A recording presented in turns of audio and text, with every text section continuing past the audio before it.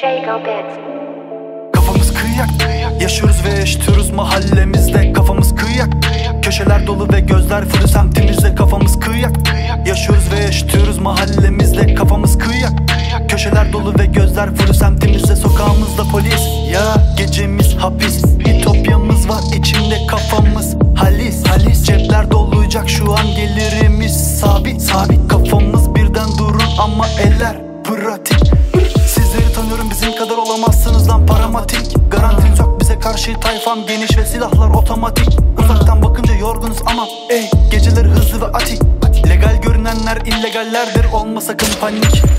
Yaşamayı unuttuk insanlar gibi insanlar gibi. Piyasaya düştünüz, kafanız iyi sanki. Bro algınız gitti, onlar görmezden gelecekler. Üzgünüz, herkes tanıyacak bizi. Çıkacağız bir zirveye, adım adım herkesin bir gün düşecek dibi. Gece sokakta kalıyor ayak izleriniz. İşlediniz suçları, ayak izlediniz.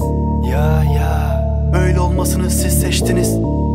Ya bizim dünyamıza hoş geldiniz. Türkçe rapte boş beleş bir kitle, kafanda silahla ileriye gitme. Düşme ölümün ensesinde illegal takılan kitleye.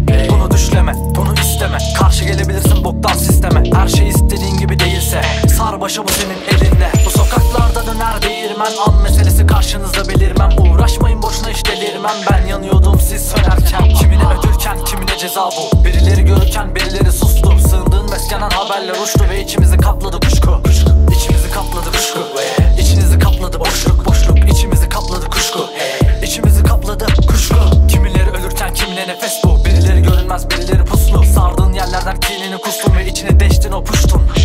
Çok koştuk, kime göre boştu. Sokağımızın ışıkları hep loştu. Makineler dolu, kafanız boştu ama yeterli olan ufak bir rütuştu. Şakaklarına silah doğruldu, bu muydu bu hayatın sonu?